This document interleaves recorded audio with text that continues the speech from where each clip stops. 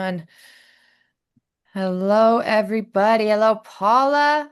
Hello. All right, we are recording. So everybody remember that.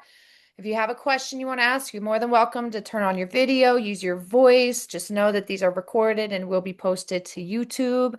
You can also type in the chat. Just make sure that when you type in the chat, it's either going to everybody or to the person that you're wanting it to go to. If you put it in the everybody, then everybody can type and respond as well. And before we get started, I'm just going to invite us all to just take one deep breath, just because, breathing is great. We need it. So in through your nose and then out through your nose, really deep.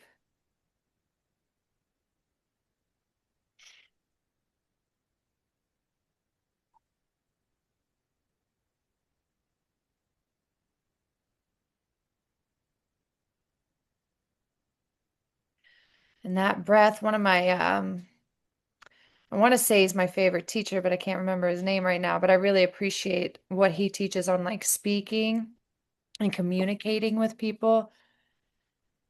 It's crazy. I'm forgetting his name. But, anyways, he's a trial lawyer. But one of his best pieces of advice is let your first word be your breath. So, when you're communicating with people, when you're in a conversation, if somebody says something to you or asks you a question, take that time to just breathe first. Let that first word be your breath. I am going to ask everybody to keep your microphones muted unless you want to ask a question. That way we eliminate all outside noise and distraction. What else? So these spaces, these live Q&As, I love these so much. I'm so grateful to see so many familiar faces. So grateful to see the new people in here. Thank you for joining. The purpose of these spaces is to create an environment where we can ask questions. I'm really big on asking questions, questioning everything. Why do we do what we do? Why do we believe what we believe? Why do we think what we think? What are we eating? What is this? Do I know what it is? Do I know what's in it? Do I know what it's made out of? Do I know how it's going to affect my body? What do I know about my body? How is my body working? How is my body taking this and turning it into energy? That's crazy. So this is a community space. I am not here to just talk at you guys. We have an hour and a half. We could be here as long or as short as we'd like. But I want to engage. I want to encourage you to be brave enough to ask some questions, okay? And I'm going to offer my perspective. And once I offer my perspective, I want to open the floor to offer that everybody can offer their perspective. We're all here to learn from each other, okay? Jefferson Fisher, thank you for that. Natalie coming through. Thank you. I love Jefferson Fisher. Not enough to remember his name, but whatever. Hello, Barbara. Thank you for joining. All right, everybody, who wants to go first? Who wants to ask the first question? Can be anything or everything related to health, wellness, herbs, plants, lifestyle, spirituality. We can go as deep as we want in here.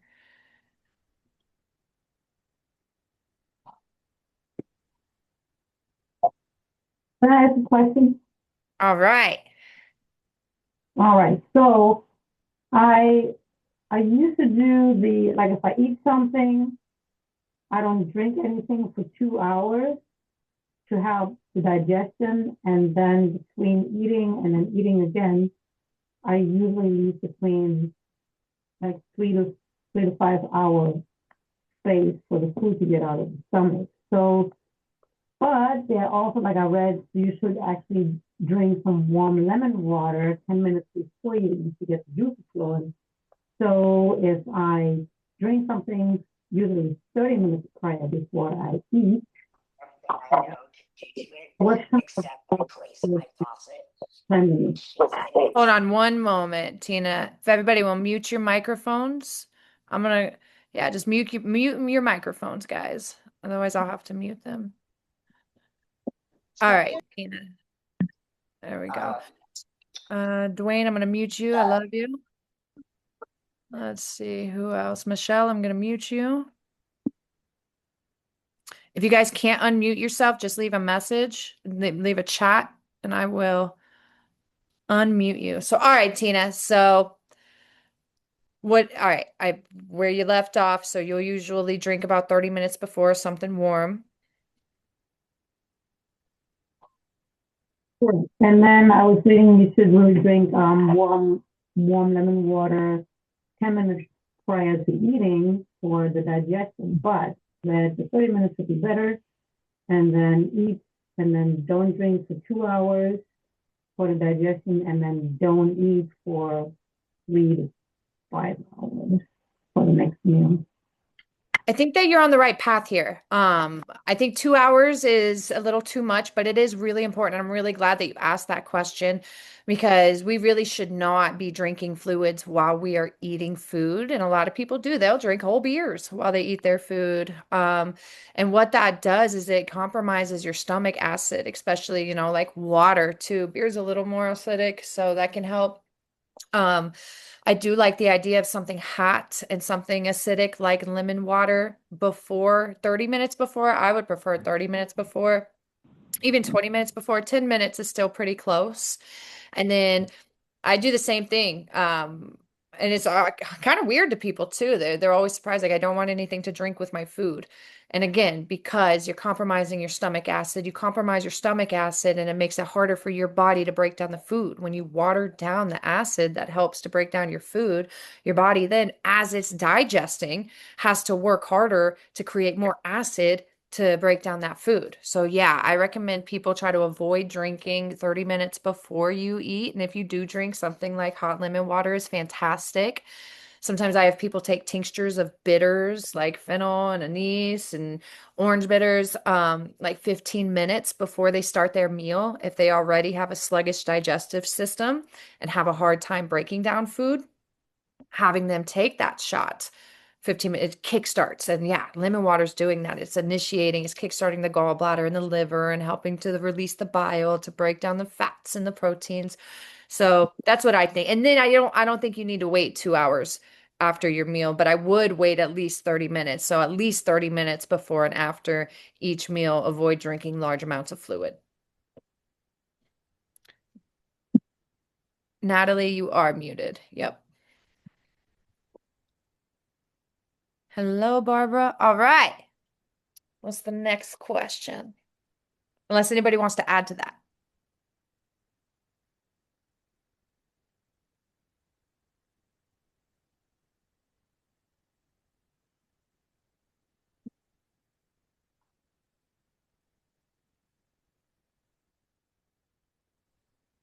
Well, obviously, since I'm the newbie, maybe I should ask more questions unless somebody else. Hey, let's go. Someone's got to do it, right? I'm not talking at you guys tonight.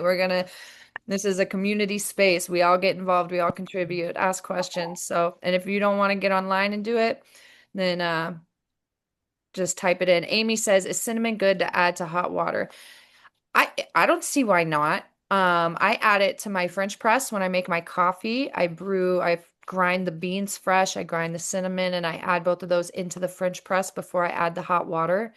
And that helps to normalize and stabilize blood sugar levels with your coffee. It adds a great taste. It's loaded with antioxidants.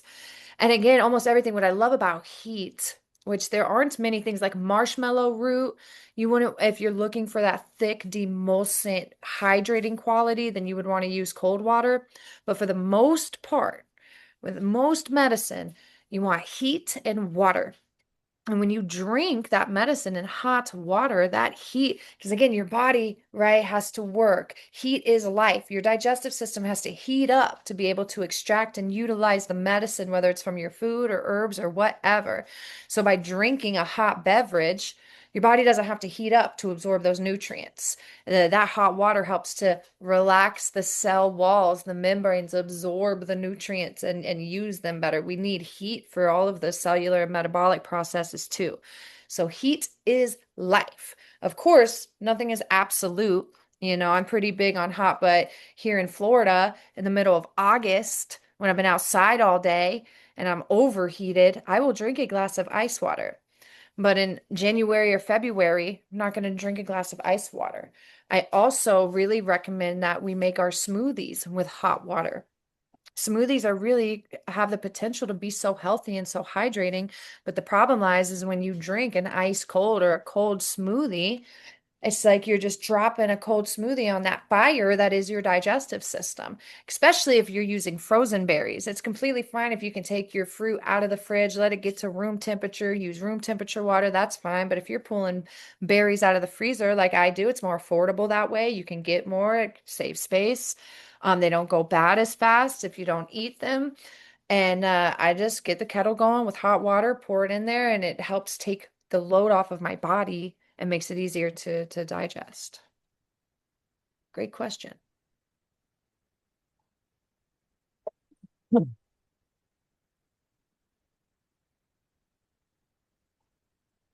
I right, have, Tina. Oh, Victoria, yeah. do you have a question? Uh, No? I yeah, do. Depression protection. All right. Cameron, I do. This is Paula. Hey, Paula. Hey. So first of all, thank you, Cameron. I met you last week and I got the magnesium and I also got that you sent me the liquid Zen. Thank you for all those beauty things. I have been starting to using them. And that's related part of like my question. Lately I have, well, not lately, like over a year, is I feel like it's a lot of anxiety. And how it manifests for me is like thoughts. It's like I cannot stop, but it goes to a point like it's just, it turns to negative or the worst case scenario. So I have been trying to do like a meditation, some tapping. Sometimes when I can also do like a ice bath to help with that. But and I also started to use your products. What are other yeah, I'm open to you and other in the community techniques that can help me with that.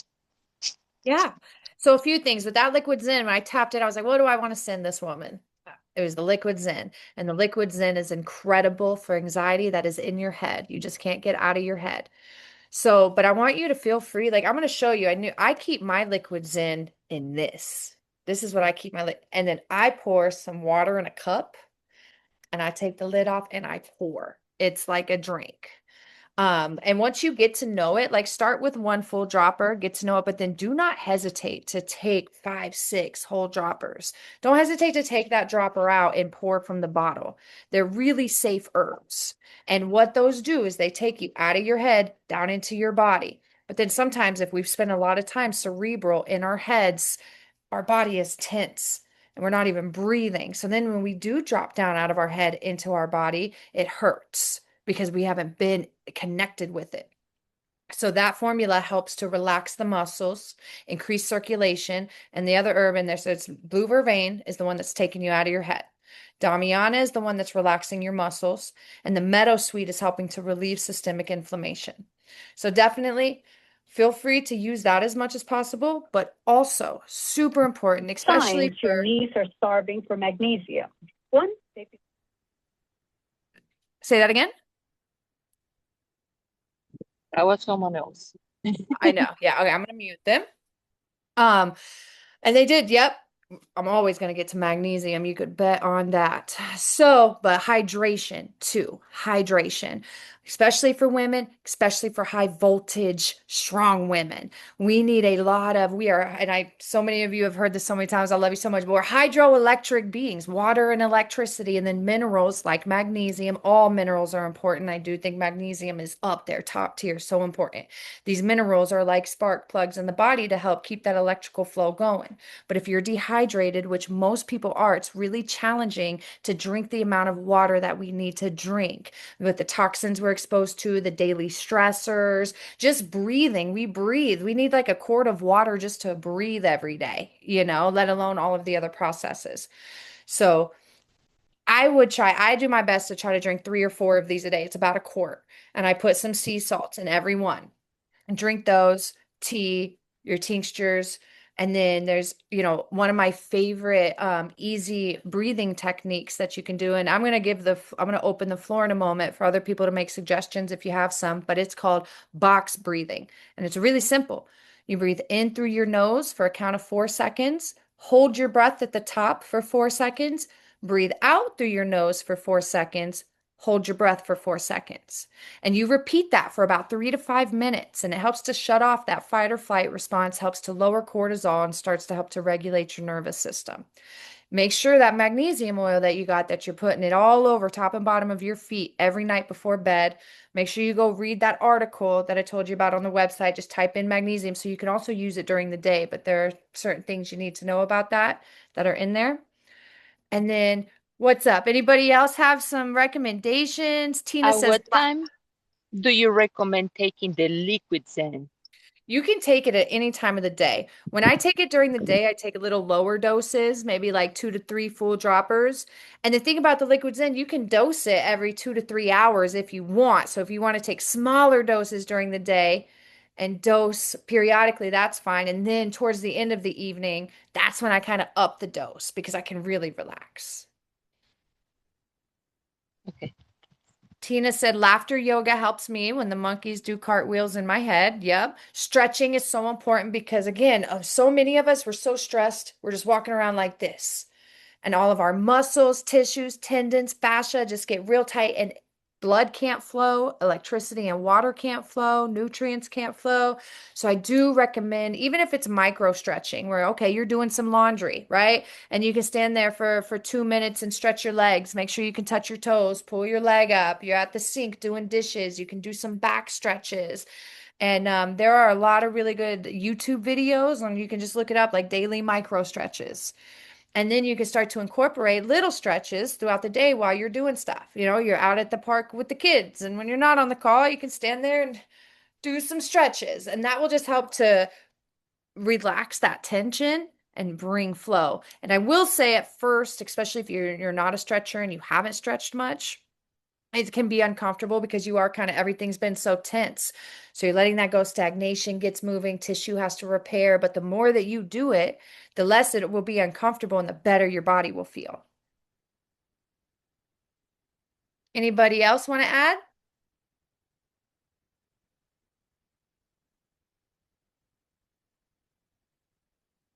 Oh my gosh, Gloria, how did I not even mention that? Gloria made a great, she said massage can help release emotional tension. Massage is life. I have to get a massage at least twice a month, but on a regular basis, I get one a week. And it's not like a treat. I have to. I work 7 days a week. I work 12-hour days. I do a lot. I've got to take care of my body. And if it wasn't for all of the massage therapists that I have in my life, I don't know that I'd be able to function. So even if you can only do one every month or one every 6 weeks, that is an hour to 90 minutes that you are on a table, no kids, no phones, no technology, nothing. And somebody is just going in and helping to relieve that tension for you. Thanks for that, Gloria. If she lived here, Gloria, I would link you two up, but she doesn't. Let's see. Yep, Valerie said magnesium spray on feet. Yep. And that every night, by doing that every night, you're helping to refill your magnesium reserves. So many people are deficient in magnesium for many reasons. We don't get it from our food like we used to. Magnesium binds to toxins, and we're exposed to all of these artificial fragrances and chemicals and things like that. That magnesium's trying to get all of that out, that it can't do all the other jobs that it has to do. So by using that every night generously, you're helping to restore that. I also recommend the magnesium glycinate capsules from Pure Encapsulations. I take one of those twice a day. And on my really sore days, because I do weightlifting, I'll take two twice a day. And you can take them both together. The magnesium chloride that you spray on your feet is going to help to absorb the magnesium glycinate and all your other vitamins and minerals really well. So magnesium, super, super important. Thank you for that, Valerie. Is there ever too much magnesium? Yes. So especially with like magnesium citrate and some of these other forms of magnesium, it can cause diarrhea. But a lot of those are kind of going more towards your kidneys. Glycinate and chloride are absorbed. Like glycinate's absorbed by the muscles. The muscles need that. So it's not going to the digestive tissue as much. Magnesium chloride, it's so topical. It's going in that local area where you put it and then into the bloodstream. And then with the magnesium chloride, your body has these innate abilities to be able to detect it and then send it where it needs to go. Like for instance, heart disease, so much of it is from a magnesium deficiency. The left ventricle that pumps the blood to the rest of your body needs more magnesium than anywhere else. And if you're low and you spray that magnesium on your feet and that left ventricle is in critical condition, there's these innate systems in our body that then send it to the left ventricle. It's really cool. But again, with the other forms, they're more on the digestive tract. You can get diarrhea. Same with potassium. I have this liquid potassium supplement that I put in my water with my calcium and magnesium, and I don't usually measure stuff, but I have to measure the potassium because if even a little bit more than what's supposed to be, diarrhea. That was a Do you, great question. do you have any like herbal salves or balms for massage therapy? Because I'm looking for something that's like nutrient dense for the joints because I do medical massage. So I'm looking for something that I can like drive into the joints. I can give you a formula. And Okay. what I like about instead of salves for massage, I like oils and I like using olive oil because it's hypoallergenic. So you don't have to worry about anybody being allergic to the oil itself. Now, Right. maybe the herbs, but Yeah. yeah. So I do. Solomon seal is incredible. And you massage that in. And then you always like if you mix it with some arnica, arnica is going to really draw it down into the system, into the blood. Ginger, heat stimulates that heat. Cayenne pepper can be too much, but maybe a little dash doesn't hurt. Um, so we've got, and then we want some minerals, right? You could use nettle root, nettle leaf. Um, so what else do I put? My wild yam. I really like wild yam because like for instance, wild yam thickens and strengthens the lining of the uterus. That's a type of tissue. And we have that type of tissue all over the body. So it helps kind of just strengthen and thicken those kind of like mucosal linings, you know? Um, so arnica, Solomon seal, ginger, wild yam, but we do have to be careful with wild yam right now because it's popped off as the next best thing since sliced bread for women's hormones. And so now we've overconsumed it and it's actually at risk for being endangered now because we overconsumed this once invasive plant is now almost endangered. So you don't Solomon seal will work. Comfrey root, literally, it especially like if they have tears, and as we tear, as we stretch, as we work out, comfrey root helps with cell proliferation, helps to repair those tears a lot quicker. And it's the root you want for that, not the leaf. What else? Yarrow. I always like yarrow because it really, again, just helps. We always want to think stimulation, dilation, and stimulation, and yarrow is great for that. Yeah, great question. Thank you. Let's see. If you don't go to massage therapists, any good pressure points for self-massage? Gloria, can you answer that? So I mean, you have to like be in your body and feel your body. So if you can do your regular stretches and you can use tennis balls and you can put them on your back. Your thumb points, you can press on your thumb points. There's a couple different techniques that you can do to your own body. Yeah, thank you. Um, it's it's really just being in tune with your own body and starting to move the flow of the move it towards the heart. Here, you can talk now. Yeah, gotcha. But no, that was a great question. Like, really tune into your body. Where do you feel the pain? Does it start somewhere and radiate down, and then try to find that initiation point and rub into it. What I also love, I'm glad you mentioned the tennis balls because those are great. You can go up against a wall with the tennis ball and just kind of rub up and down, and it's going to get in between the shoulder blades. But on your feet, you can use a golf ball. And I recommend to be sitting down Put the golf ball on something soft like carpet or a mat or a rug and just control the pressure. You don't want to go too deep and hurt yourself, but you can use a golf ball on the bottom of your foot. Oh my goodness, it's amazing. Your temples, you can rub your temples behind your ears are a good spot and like right there in your jaw. A lot of us hold tension in our jaw. Now, once you start getting under here, you want to remember there's lymph nodes. So not too much pressure, but just enough to stimulate some flow. Like Gloria said, your thumbs right here, that's a good spot. Like mine hurt. Oh yeah, that's good. Things like that. Tune into your body. Let's I see. massage therapist though. Say that again. Highly recommend a massage therapist because Yeah. they'll do your whole body, and then you'll be more in tune whenever you go to massage yourself because you'll feel those points that you need. Yep. And honestly, save up. For the most part, you're going to find a massage therapist that'll see you for 100 to 120 bucks. And it's worth at least one session to then go. Pay attention to how they're touching your body, what you feel, your sensations, and then remember that. And if that's not something you can do regularly, you can start doing it to yourself. Amy said, your thoughts on ginger paste? I think it's great. It's just what's the paste made out of, right? Is it just ginger made into a paste? Are there other ingredients to keep that paste together? So as pure as possible, but ginger's great for almost everybody, but especially at this time of the year where it's cold, like really cold. I actually was listening to some of my teachers today, and they were talking about the amount of people that have heart attacks while shoveling snow. And one of the reasons is well, one, they're cold. They don't do like a warm up to get things relaxed and moving before they go out. They go out into the cold, everything kind of constricts, and then they start doing physical labor that is demanding their cardiovascular system to work harder. And that's why a lot of people are, the heart attacks during shoveling snow is a thing. So ginger paste, that could be something that you could take a little bit of that, maybe do a little bit of dancing or jumping jacks, kind of get the blood flowing. Cayenne pepper's a good one.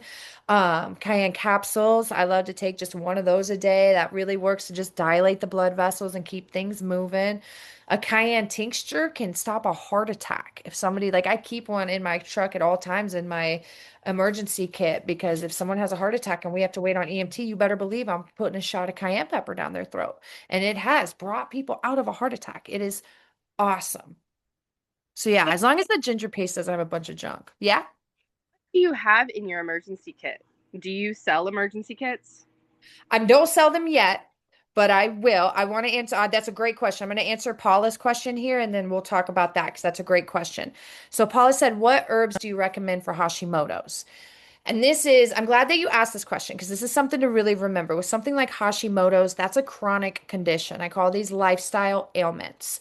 And yes, there are herbs, there are foods that can absolutely help to relieve symptoms and even eliminate the disease altogether.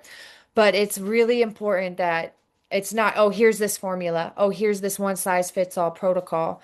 So, some of the things I'm going to make some general recommendations that will help. You want to eliminate all artificial fragrances, air fresheners, shampoos, conditioners, perfumes, car fresheners, your laundry detergent, your cleaning supplies. It's a lot at first, but I'm coming up with a program to help people do this because we need it.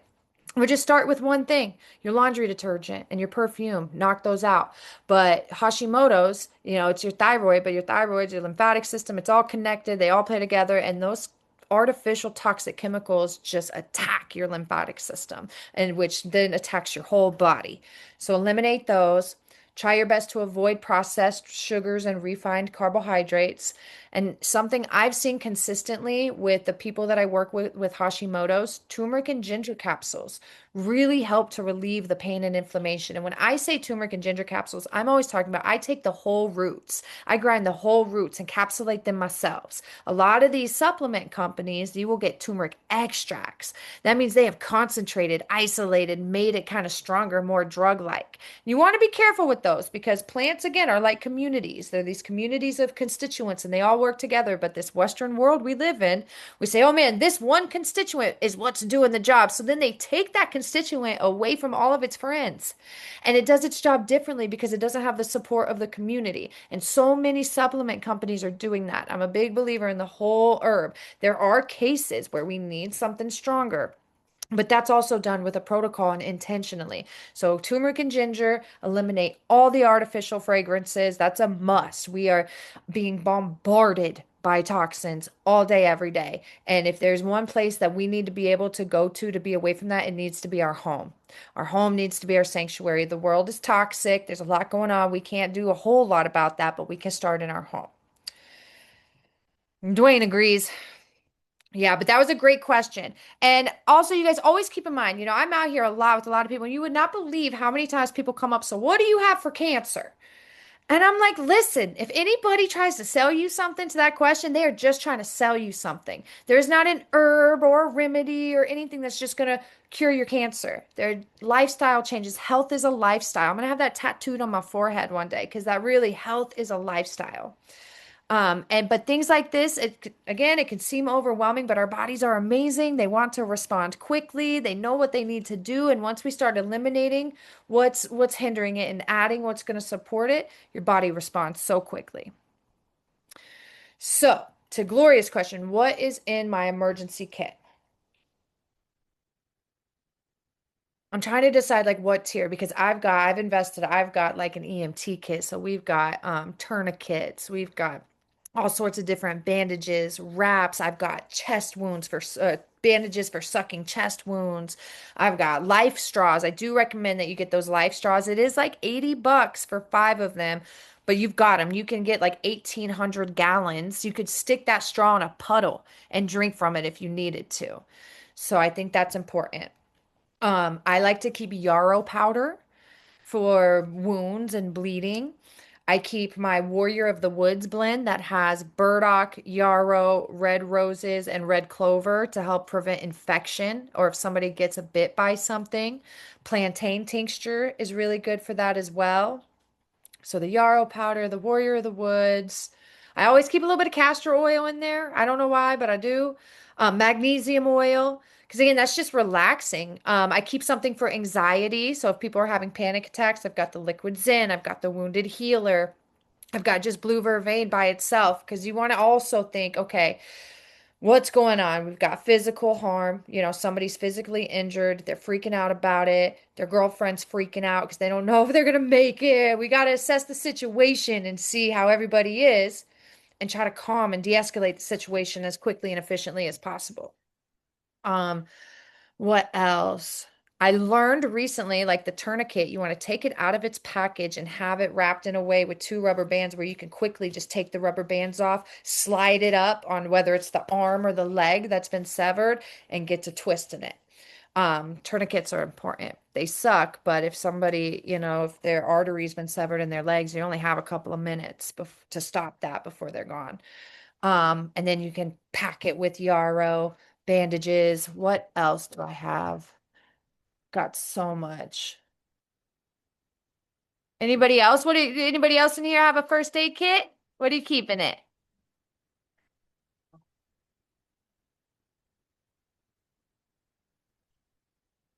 So again, we're thinking, all right, anxiety, heart attack, right? That cayenne pepper. I didn't mean to keep cayenne pepper always. It's one of the best things. Yarrow powder, something for bug bites, wounds, infections. Like if somebody steps on a rusty nail and we're out in the middle of nowhere and we don't have any medical help, that Warrior of the Woods put in there consistently. Like I would be soaking something and having it so and changing it out every couple hours if I had enough medicine. You can definitely keep some like bacitracin because sometimes things call for that colloidal silver. And that's something, these things are also pretty shelf stable, so they'll last a while. You want to be able to keep a wound clean. Um, Salt, why not, right? Um, so many bandages. And nobody else in here has a first aid kit? They just don't want to compete with your first aid kit. It's all love here. There's no competing. Maybe you've got something. Dwayne said let it bleed. Now, when you say let it bleed, Dwayne, let what bleed? You had mentioned the stepping on a rusty nail. If you do something like that, let it bleed out. That's a good point. So maybe don't put a Don't thing, but stop it. definitely I would put that alcohol tincture on there. Yeah, Yeah, that's a great point. Do you have a first aid kit, Dwayne? I don't. I don't. I think I'm really glad you brought that up, Gloria, because I think we should all, like, that's what I've been playing. I almost want to go get my box. Now I've got like 3 bags just full of it. So much gauze, so many bandages, so much. I bought like kind of like little stitches that aren't stitches that you can use. And it doesn't That's a hurt. good one. Yeah. You know what? Stitches that don't, yeah, I know what you're talking about. They're like butterfly things. Yep. Yeah, yeah, yeah. Those are great. We have Because then those it lets the wound breathe. we had those like silicone bandages. They're like 2 week skins. Okay. So like my son, he had like a head injury once, and that was what we used to protect his head from bleeding. Yeah. And it was the best thing ever. Like instead of like being able to put stitches on there, that it sealed it in. So Got this emergency Okay, bandage. wait, I have to interject something. Yeah. So I yes, don't know if there used to be a TV show called MASH. I don't know if we all remember the TV show called MASH, but I think I remember my grandma telling me about it. they were always calling for gel foam, right? Like, what the hell is this gel foam? I like literally cut the side of my thumb off one time. I mean, cut it off. It was gone. So, and then I wrapped it. I had to wrap it super tight so it would stop bleeding. And that night I was like, holy shit, it's wrapped so tight that it's not going to get a circulation. It's going to die. So then I'm like, okay, what am I got to go to the doctor, right? I go to the doctor. I pull the bandage. I told him, I was like, as soon as I pull this off, I mean, it was gone. I was like, as soon as I pull this off, it's going to start bleeding. And he's like, okay. I pulled it off. He took a piece of that gel foam and went, juke, stop right now. So if we're going to put anything in if I don't know where we're going to find it, we need to find gel foam. It was Gel foam. gel foam. It was fucking amazing. Sorry. Oh, I love that. Yeah. Okay, because I sure don't have that. I'm also gonna grab my other bag, but I want to show you guys too. I got a couple little rechargeable flashlights because you never Yeah. know, and it's good to have those. Uh, Top of the list. I did get one of those radios that you hook up to a car battery just in case. It's not first aid, but you never know. Let me grab my bag. Hold on.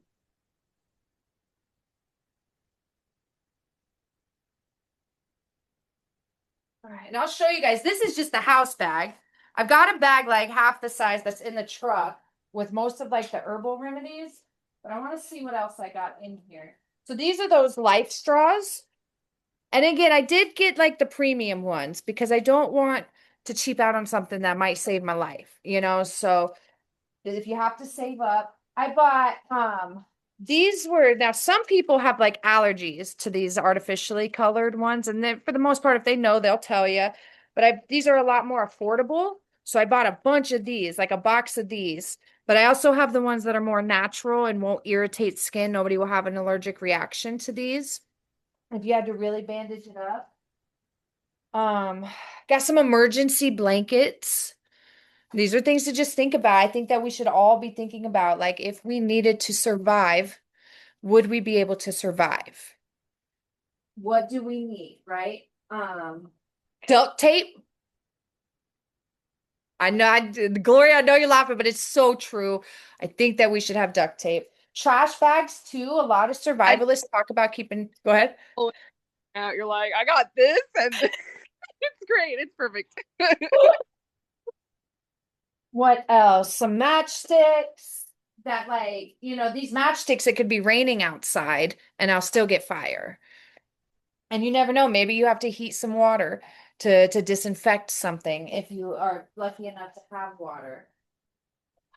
I got some water cleansing tablets. These are affordable and they last a long time, and you can just have that. So if you have to collect rainwater, you can drop a tablet in there and make it safely drinkable. Another tourniquet. Now, tourniquets too, another one of those things that you don't want to cheap on, but they're not cheap. So I'm up to 2, but I plan to have more. But and I'll show you. Hold on.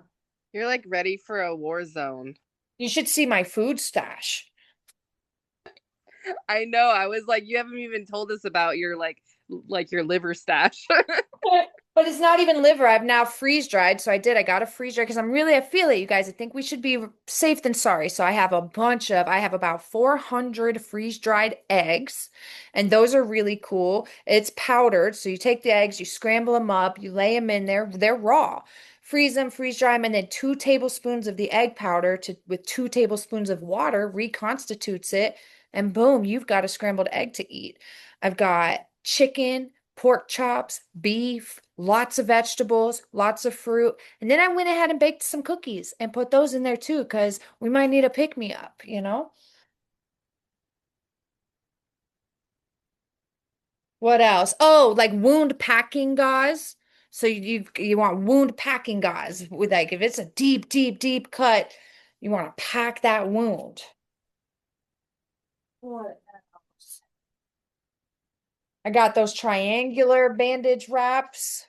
Because different parts of the body. So too, I've been taking classes on like how to wrap bandages. You know, there are really awkward places, the feet, the hands, the elbows. And when and sometimes in these situations, you might be the only bit of medical help that that person's going to have for a long time. So you want to make sure, always take your time, do the bandage as tightly and nicely as you can, because you don't know when or if they're going to be able to get that again.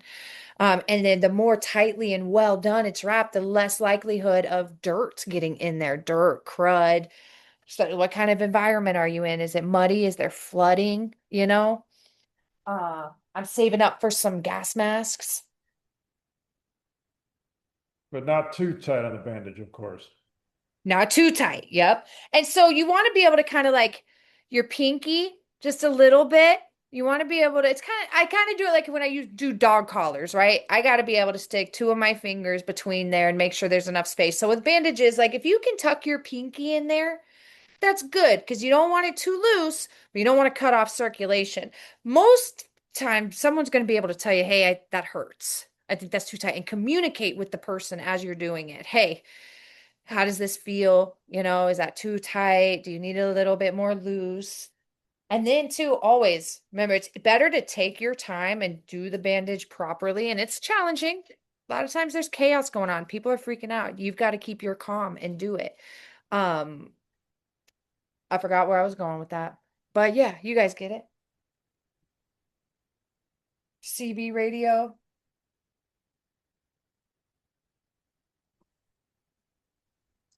Let's see what everybody else. Gloves. That's great. I do have gloves. I don't have any I've got some gloves in my truck. I learned that the hard way, you guys. I pulled over on the side of the road one time driving through Florida, and there was a homeless man, and he had got hit in the head with a beer bottle earlier that day, and he had this gaping head wound, and he was just bleeding. And I did not have gloves on me.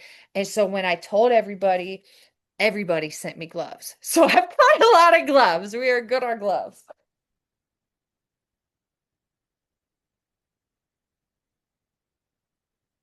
Let's see what everybody else said. Thank you, Victoria. Live long and pro. Yep, Dwayne said water should be the top of your list. Yes, Life Straw. We got a water barrel now. So the Life Straw, the water barrel, the water cleansing tablets, that is the place you should start. Like Dwayne said, that should be the top of your list. I'm even learning how to like collect the salt water from the beach in a way that makes it drinkable. It's really, I will find the video and send it to you. It's this weird thing where you kind of like dig a hole and then you have a tarp you know what I'm talking about? And then you cut a hole in the middle of the tarp and you put like a cup or a collecting bucket down in the hole, and like the condensation or somehow, yeah, from the air drips down and collects in that bowl. It's interesting. It's not the fastest way to drink, but you know. You got to build a bunch of them. So basically, if you just have clear plastic, so how that would work is if you just dig a hole in the sand, and you just put clear plastic over it, right? And then put a little pebble in it, right? So now it's gonna sag in the middle. Then now you got your cup underneath. Well, it's gonna draw the moisture from the sand. Okay. So it's going to draw the moisture from the sand, and then it's going to condensate on the plastic, and it's going to fall into that cup, and it's not going to be a whole lot. So, but if you make like 6 or 8 of them, then you'll have enough water. But it ain't going to happen real quick. Yeah, so you want to have your straws, you want to have your water cleansing tablets, Yes. but these are things to think about, especially you guys. Iodine Why? to disinfect the water. Okay, I didn't know that. So do you have like a measurement for that, like how much you would use? I mean, Not much. internet, the magic Yep. of It's internet. something Yeah. to It's like Google. Yep. a drop in a chord or something. I don't know. Let's Google that now, guys, while we Yeah. can. Somebody jump on that. But these really are important things to think about. Like if and when these systems collapse, what are we gonna do? I have a really good feeling that we're not gonna have to survive for too long. But do you have a week's worth of supplies to support you and your family? Do you have 2 weeks worth of supplies to support you and your family? And I've asked this question a lot. I ask people, and this is one of the foundations that Foraging for Friends was built on. If the grocery stores were to shut down and you did not have access to food, what would you do? And people think they know, well, I'll just go fishing. The beach is right there. Well, you're probably going to get robbed for your fish on the way home, if not there. You got to remember that people are going to be looting the grocery stores. People are going to lose their mind. So the more you're able to stay home, stay out of that, maybe go into that patch of woods behind your house and pick out some edible foods, the better. I bought a crossbow too. Let's see. Tube socks to go with the duct tape, Valerie said. That's hilarious for real. It gets cold. Michelle says she also has emergency blankets, duct tape, and matches. Really, duct tape and trash bags come in handy. They really do. They're just, why not? They're cheap. Michelle says she has the Warrior of the Woods. Yep. Let's see. Amy said that's fantastic. Could you share like an inventory once on YouTube? I will work on that. Yeah, I will get that together. Gloves, flashlight, yep. And yeah, flashlights could be used to check pupils. Do I sell my freeze-dried foods? Soon. Soon, you guys. This freeze-dried operation is really exciting. But my biggest plan with this freeze-dried operation is to provide ready-made, shelf-stable, healthy food for single parents. Is my like I'm really excited about that. We're like, and really anybody who needs it. But I do have in mind the kids and how parents are overwhelmed, exhausted, tired, inflamed, and they really do want to feed their children good food, but it's hard enough for them to do what they're already doing. So now, boom, they'll have this jar of ready-made fruits and vegetables. You go out, now you've got some freeze-dried banana, strawberry snacks for the kids. They love that. And so that's one of the things I'm raising money for right now is to buy that food. I want to do my best to source it from farmers markets, but I might have to go to just organic from Publix or Walmart to be giving it away. But regardless, it's going to be organic. It's going to be made with love, and it's going to be way better than McDonald's or Burger King or anything else you'll find in the store. Let's see. Valerie said iodine is great for radiation poisoning. Okay, yep. I remember you telling me that. If going down that rabbit trail, zeolites on chemtrails, although I know you're not big on heavy metal detox, but back to world attacks. It's not that I'm not big on heavy metal detox, it's that most people don't know what they're doing when they're detoxing. And detoxing is dangerous, especially if you don't know what you're doing, which again, most people don't know what they're doing. They're already deficient, their bodies are already weak, and detoxing takes a big toll on the system. So it's more, let's focus on strengthening your body. Let's strengthen your digestion. Let's open up your detoxification pathways before we start bombarding the body with detox things. Because again, it's really hard. Can your body handle it when those metals are released to be excreted? Are your organs strong enough to go through something like that? Unfortunately, most people are not. They're not even hydrated enough to do that. And that's where my soapbox comes in is I'm seeing people that are so sick. They're walking around and their eyes are like this and they're dark because they're depleted. Because they're just detox, detox, detox and not build, build, build.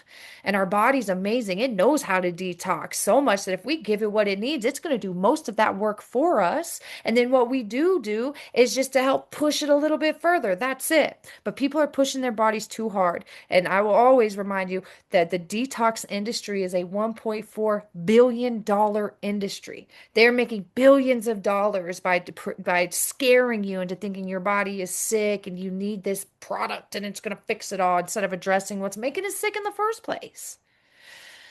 So that's my soapbox. All right. Oh, this was great, you guys. This was fun. And I think I will get together some literature to just I think we all should. And again, if it's something you have to save up for, there are just certain things you don't want to cheap on. Don't cheap out on your life straws. Don't cheap out on your water. Don't cheap out on your tourniquet. Bandages, if your family doesn't have skin irritations, you can get away with that cheap multicolored box of wraps, If you have somebody that has a latex allergy or an allergy to the bandages, all right, splurge a little bit for them. Yeah, Dwayne? So there's a saying for a go bag. And basically that's what you're talking about is, it's a Yep. go bag. It's like, oh shit, we got to go somewhere and stay alive. So there's a saying called one is none and two is one.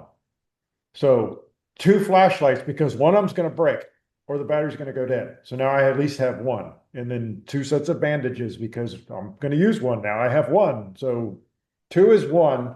No, one is none and two is one. It's just I'm the same. writing that down. Yeah. That's great, Dwayne. One is Um, none, two is one. one. Yeah. So in other words, have a I, backup for your backup. I think, all right, I got to get a backup flashlight.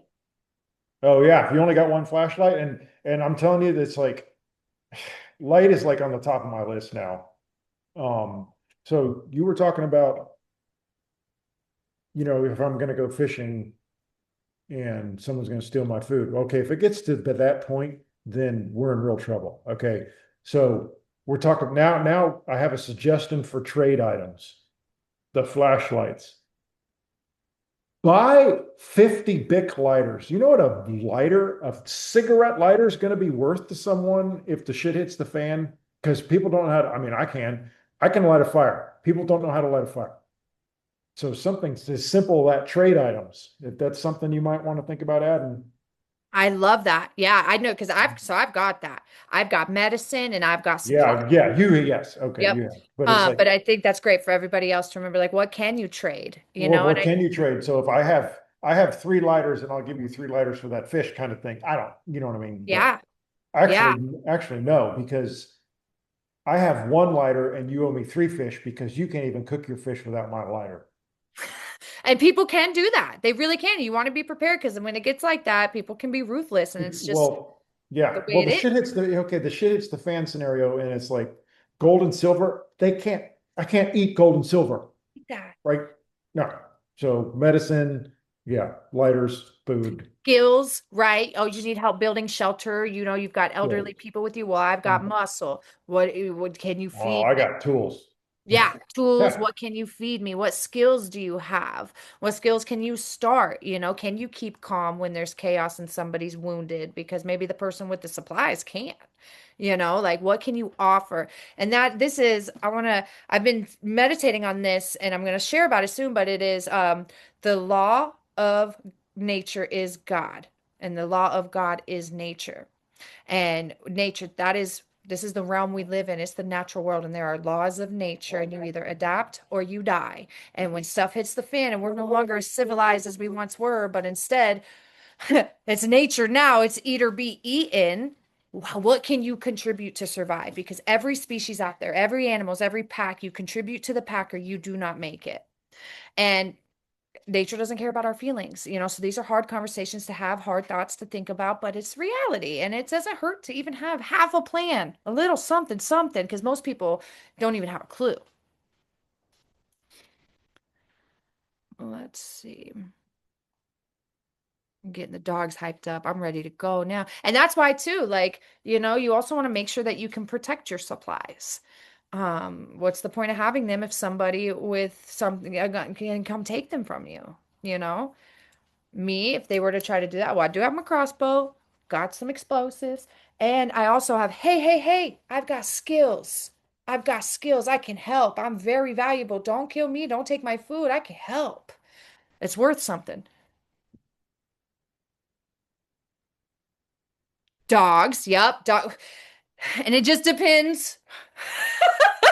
Some people have these little dogs that are going to do nothing but give away your position. They gotta go eat them. I'm glad I'm with y'all. Can't hear Hold you, Dwayne. on. Okay, hold on. Giving away your position. Okay, we're just talking about the flashlights. It's dark out and you think there's a bad guy, and you're going to take your flashlight and you're going to go and you're going to look around for the bad guy. Do not do that. Turn the fucking light off because as soon as you turn that light on, it's like, bink, here I Here I am. am. Yeah, no. So anyway, I had to, sorry. No, I love that. I learned that at a young age. I Somebody had taught to me at a very young interject. age. And it was kind of messed up because I was scared of the dark and I'd keep a nightlight near me. And my stepfather told me, he said, well, think about that nightlight is everything in the dark can see you, but you can't see it. So I cried. Um, Michelle said, I'm glad I'm with y'all to plan our Hunger Game in case of yeah. Yeah, it is stuff to think about. It's not comfortable. It's not fun. It doesn't feel good, but it's reality. And unfortunately, these systems have been designed to keep us as dependent on them as possible, to make us just hand all of our power away. And having a plan is having some confidence. It helps to take some of that fear away. Like, okay, I don't have nothing. Sovereign. Yep. Sovereignty. Sovereignty requires responsibility, accountability, effort, responsibility. Sovereignty requires facing and addressing the things that don't feel good, that are uncomfortable in your own mind, your body, and your life. Some of my friends, they get on to me because I'm just not soft enough and I'm just too tough. And it's just like, hey, you got to rely on yourself. Nobody's coming to save us. You got to pick yourself up or stay there. So I'm never going to say, oh, just stay there. No, I'm going to say, come on, let's go. Get up. We must survive. But more than that, baby, we want to thrive. Okay. And I think that is thriving, knowing so like, wow, the world's eating raccoons. I'm going to be eating beef and veggies. You know what I mean? Like that's thriving. My refrigerator is filled with the best food. That's thriving. And my body feels good. I wake up in the morning, I say, let's go. And I also, when my body says I don't want to go, I take a nap. That's also thriving. Having the ability to rest when you're tired. That's awesome. Michelle said, my dependency stopped 5 years ago. No health insurance, and I'm okay with that. I'm grateful to know you and me to keep me going. Exactly. I haven't had health insurance in a very, very long time. And there are some times where I'm like, ooh, should I get this checked out? But I've just learned, all right, let me tune into my body. What's it asking for? Okay, I haven't been eating that great. Let me get back on that game. I've been going nonstop for like 3 weeks. Let me take a few days off.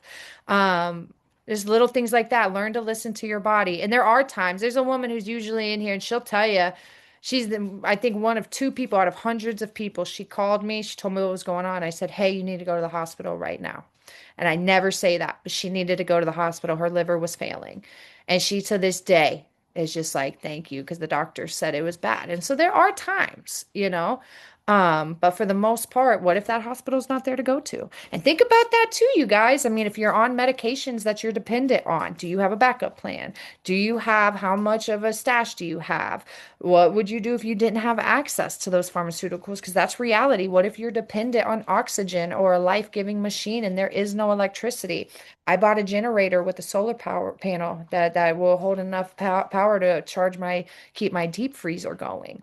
And again, these are things that I planned, saved up for, worked towards. And so it starts now. We don't even know what's happening, but I don't know. The world's not going to end tomorrow. No, you have time and use that time wisely. I think this was awesome. Anybody have any questions?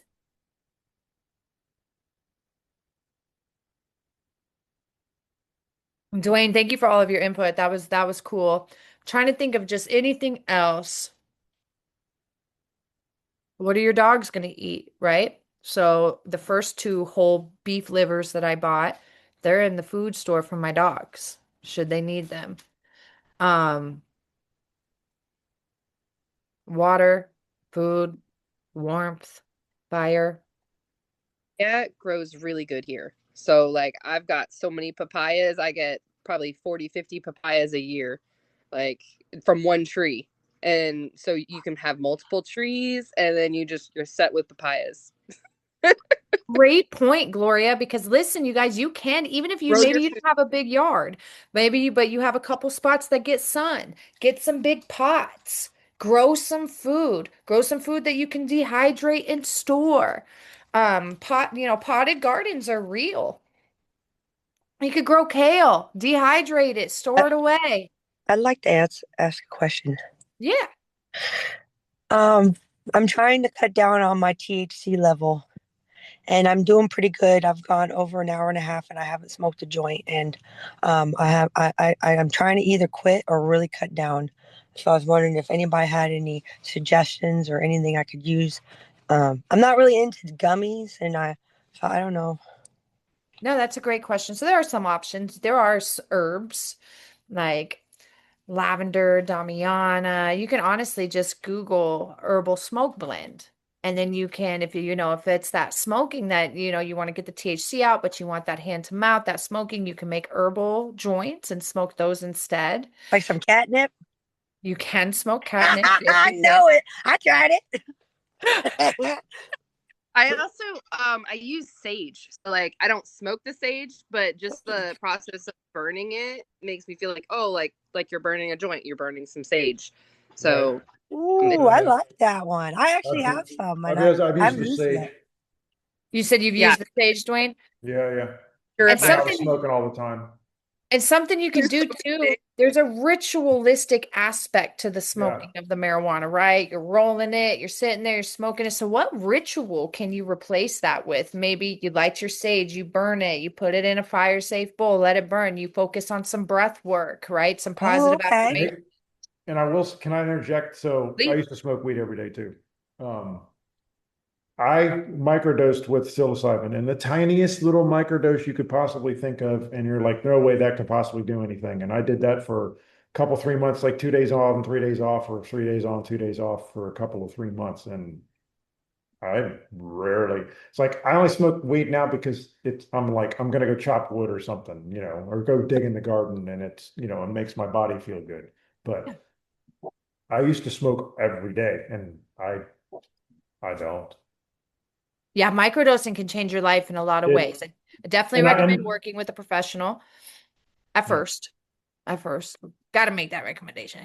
Uh, Yeah, and the first several times I did it was in ceremony. So yes. yep. Yeah. Yeah. Yep. But there are a lot of companies now that do make products that you can take in. You don't even really realize, get that trippy feeling. You just get that subtle energetic shifts in your chemistry to help bring things back to harmony. So I love the idea of microdosing. Other mushrooms like reishi, super stress reducing. It'll help to relieve some stress. Lion's mane will help to restore your nervous system from smoking over time. You got more, Dwayne? Yeah, 5-HTP. So actually my psychologist had or a psychiatrist had mentioned 5-HTP and I'm like, I don't know what that is. And I looked it up and it's just like a supplement thing. And it's like I started taking that. I didn't stop when I was smoking weed. It helped. I don't know what 5-HTP, what its, pathways are, but it certainly helped. Yeah, Victoria, you can't take that because of what I know. Okay. But a lot of people can. You just 5-HTP, there's certain medications that you don't want to mix it with. There are certain like mood disorders that you want to be careful with that. Some people can take 5-HTP in the morning and be fine. Some people need to take it at night.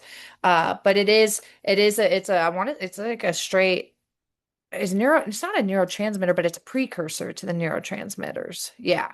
Yeah. Michelle said that's her goal this year. She has an acre to plant your gardens. Yes. Tina said everyone needs a Dwayne next door. I'm going to put you in the spotlight, Dwayne. You guys, there was a hurricane that came through here. I forget which hurricane it was, and I didn't sleep for like 24 hours. That hurricane took half my carport, but before it took half my carport, it was just banging. My whole little house I live in was lifting and dropping. Dwayne, the hurricane was not even over yet, drives his car over the freaking bridge to my house and helps me collect all of this metal that was all over the neighborhood. Part of it was sticking to somebody's roof and helped me get it to a place that was secure so it wouldn't come through the windows. I agree. I think everybody needs a Dwayne next door. He's just a good, reliable guy. He's a good friend. We've been friends for years now. I really appreciate Dwayne. Michelle, you have an acre. Get to planting, baby.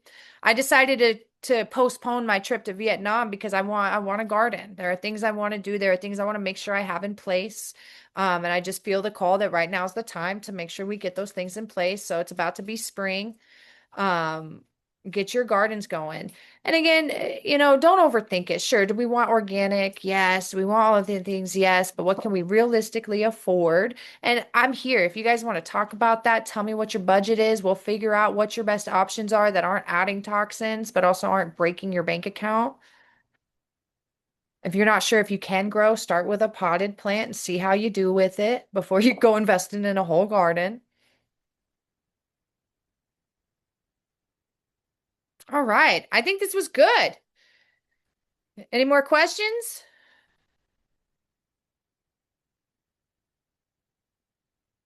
Oh, I Can you think really see me? I can't see you now.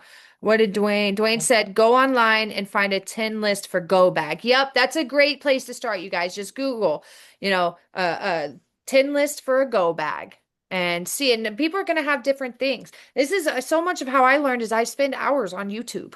And there are so many cool people on YouTube.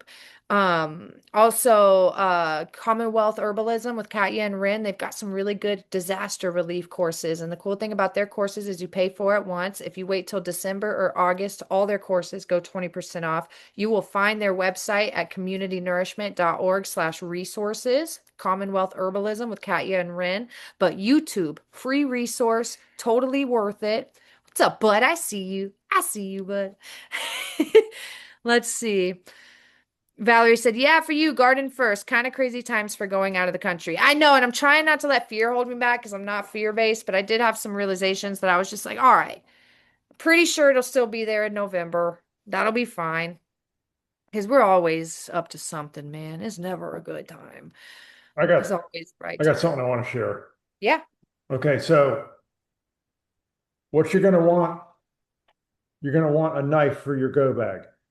So what to look for? So if the blade can rust, then you can strike a flint with it. So you want a flint rod in your go bag. And if the blade can rust, you can strike a flint with it. Now, so notice it's hard to see, but it's called full tang. So the blade, you can see the steel goes all the way to the end, and then the handle is riveted. The light's shitty, but the handle is riveted through the steel. So you don't want something that's going to break right here. So the steel goes all the way through the handle and goes all the way to the end. So this is a full tang. It's called a full tang. You want a full tang knife. So, and then again, one is none and two is one. So this is an okay, it's okay bush knife. I want to get a good one, but I the biggest thing I want to say is full tang. You want to find something That's with so full important. tang, right? And Yeah. you want something you can beat on to chop wood or whatever. That's it. Anyway, Oh, I'm so glad that because we didn't even think of that like until now. So thank you for that. And yeah, you don't want a flimsy knife. I love that. You just brought to my attention that I don't have a good knife in any of my bags. I've got a decent pocket knife. I always have a pocket knife, but and I have a machete, but I want different sizes. Two is one, so I've got one knife. well, a pocket knife is good, yes, but this is a bush knife, and you want a sheath, Bush so it's knife. got a sheath. So bush knife. Oh, right on. Thank you for that. And it's making me wonder, darn, what else are we?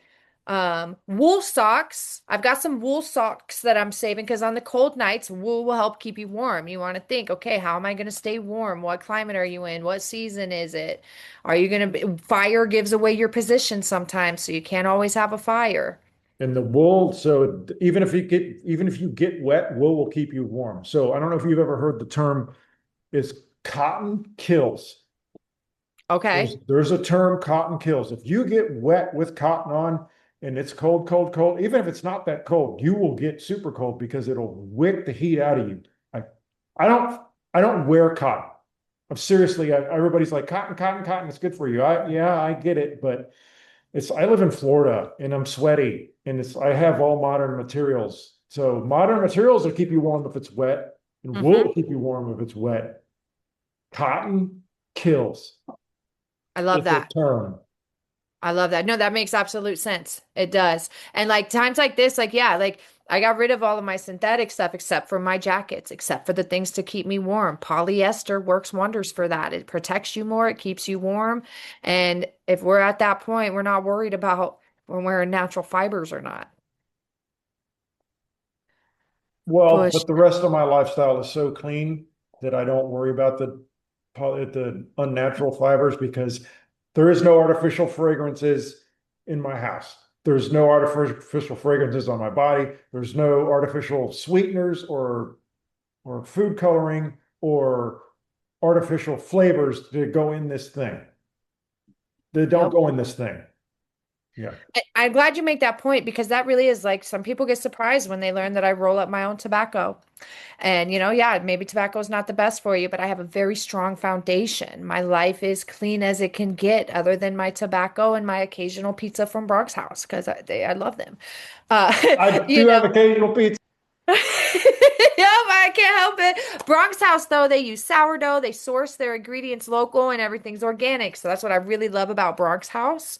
Um, and keep that in mind, you guys, because it's not about being perfect, but it's about doing your best. You also don't want to cook in aluminum or metal cooking utensils. You want to avoid plastic cooking utensils. You want stainless steel, copper, but even copper. I've watched this woman almost killed herself with copper because she had a copper water bottle and she had a copper water pitcher. And she just kept, and her body temperature dropped so low that she had to go to the hospital. She almost died. So copper, yes, copper's good for you. I prefer to wear it than to consume it. But you if you have a copper pan, you can cook in it. So Dwayne, walk in your kitchen right now and take every fucking Teflon pan you have and throw it in the fucking garbage. throw it out. I'm Throw it out. sorry for the colorful language. Yeah. I know when I post this later, I'm gonna say, do not watch with your kids. I know it. But we're all adults here. But he makes a really good point. Those Teflon, they kill you. They are every time you cook, you are releasing metals into your food. Same with too, if you have mercury fillings in your mouth, then one of the best things you can do is save up. It's not cheap, but you can save up. Because the thing with the mercury fillings is every time you drink a hot beverage, you're releasing mercury into your mouth every single time. And when you do go to get these removed, you want to do your best to find a biological dentist, someone who knows what they're doing, because a good dentist will have more than one person there. They will have circulation in the room. They will have themselves protected, protection around you, and they will be sucking the fumes while they are removing the mercury. Because when they remove the filling, it's going to release mercury. And then that stuff gets absorbed. Every time you're drinking a hot beverage, it's released and it's absorbed through the roof of your mouth into your bloodstream. There's a book, Whole Body Dentistry. It's a thick book, but it was loaded with good information. So I want to say I got 3 mercury fillings taken out for about $900. Could be worse. I can't hear you, Dwayne.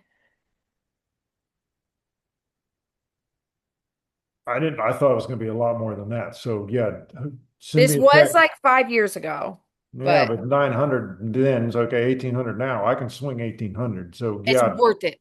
Um, text me the dude. I will. I will. Yep, it's worth it because there's only like one good biological dentist around here. And for everybody else who's it used to be called Tarantola, but now it's My Harmony Dentistry.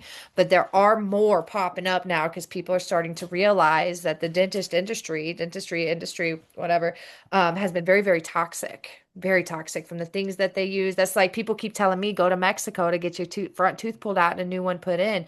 I don't have any guarantee of what materials they're using. And if I come home and something goes wrong with that, nobody's liable. I can't go to the dentist that did my work and get help. So when it comes to dentist work, it sucks. Dental insurance, I had dental insurance for years. They don't cover the good ones. Now I would get like $30 back after spending a couple grand. Like what?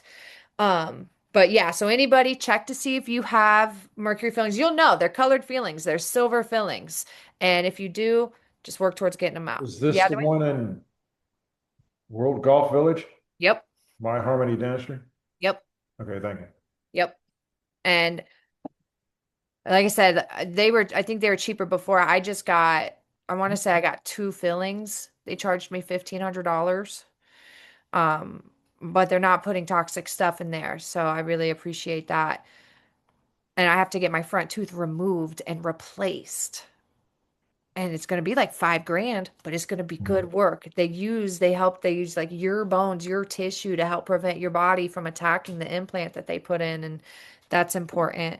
That's like root canals. I'm considering getting a root canal, but what happens when you get a root canal is now you've left a dead tooth in your mouth. And our body is designed to target things that are dead or that it doesn't need and attack it until it gets rid of it. And that's my problem. This tooth's already dead and the body's trying to attack it. And the only thing the root canal will do is get that infection out of there, fill that a little bit, and hopefully prevent it. We shall see. Dental work is a headache, literally. All right, you guys, I Yeah, I feel had like to this go was to the great. dental school in Jacksonville. You did what? I had to go to the dental school in Jacksonville.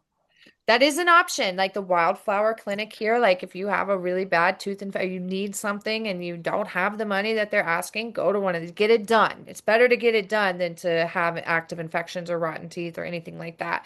Wildflower clinic is one of them. Thought you were supposed to wear high frequency cotton only. Nope. Now I do I prefer linen, and cotton's know. great. I Um, know. but like Dwayne said, and Dwayne has a strong body. Dwayne's taking care of his body.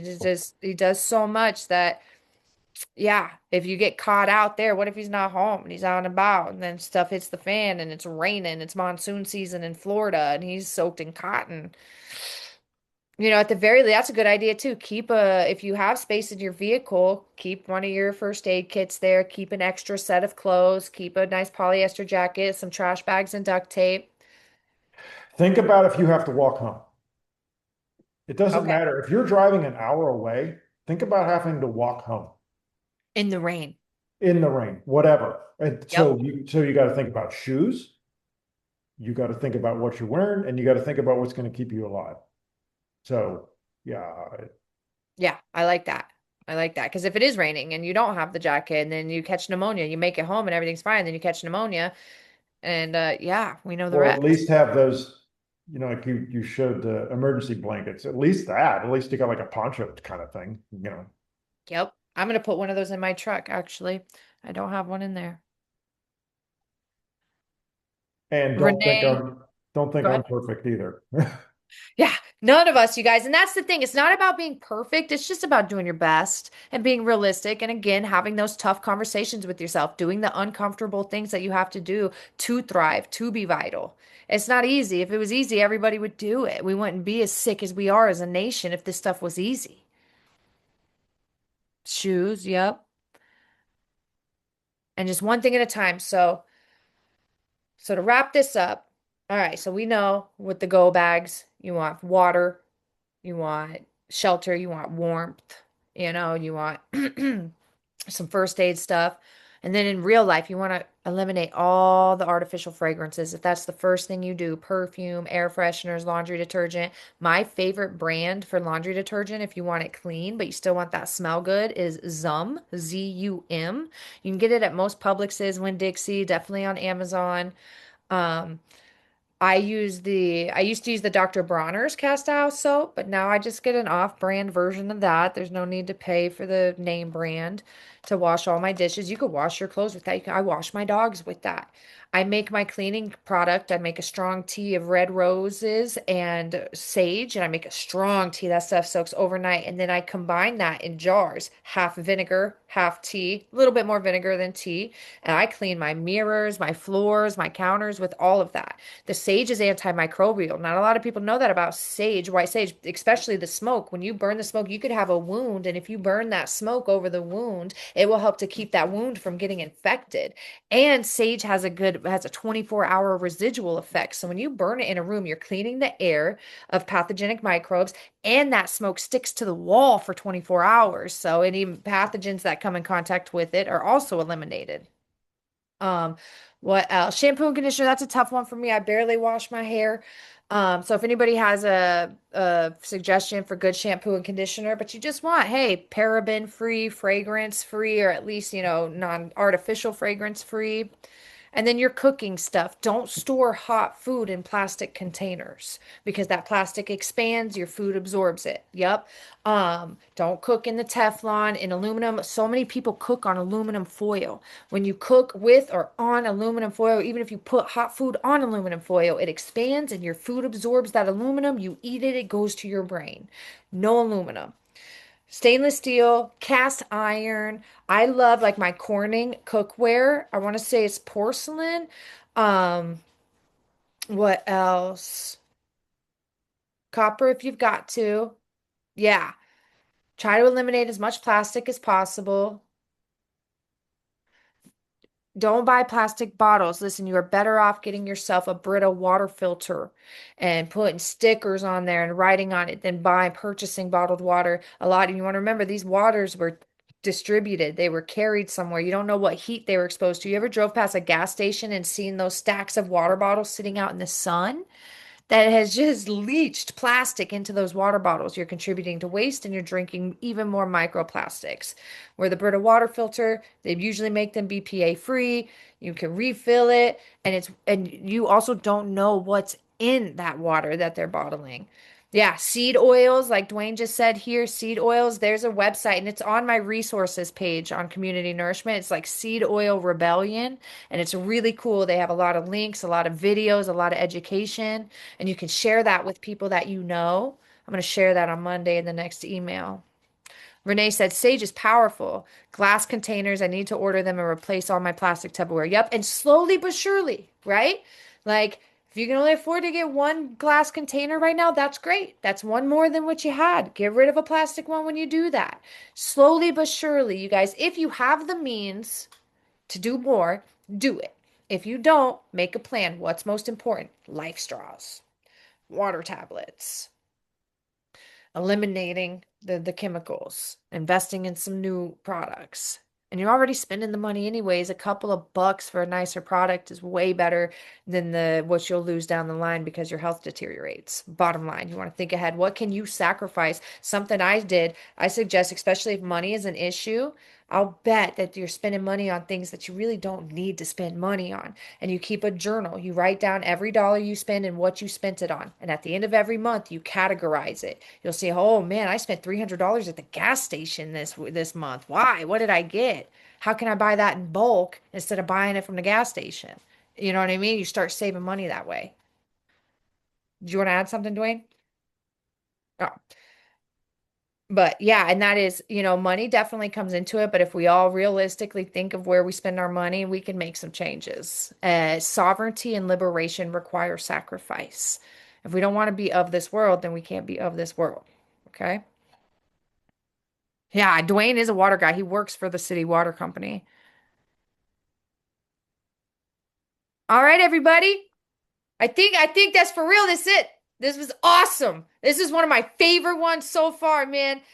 Thank you, everybody, for joining. I'll let you know when it's up and recorded. I love you so much, and I will see you next month. Thank you, Bye. Cameron. Bye. Bye.